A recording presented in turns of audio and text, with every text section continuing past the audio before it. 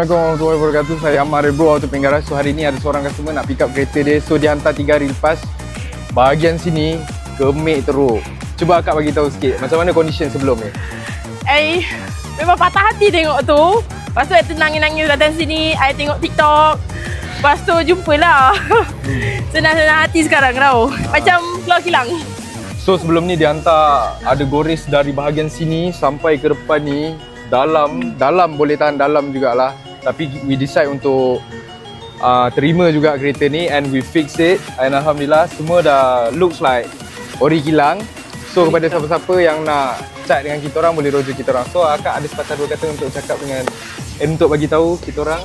I memang senang Feedback. hati and I recommend.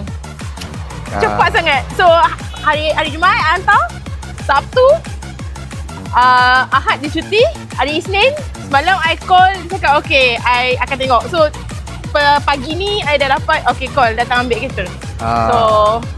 So tempoh masa yang kita ambil tak adalah berapa panjang. So siapa-siapa nak chat boleh dengan kita orang, boleh roger kita orang. Nak touch up pun boleh. Macam akak ni buat touch up full body, luar sahaja pun boleh. So kepada siapa nak chat boleh PM kita orang. Nak chat cari bro.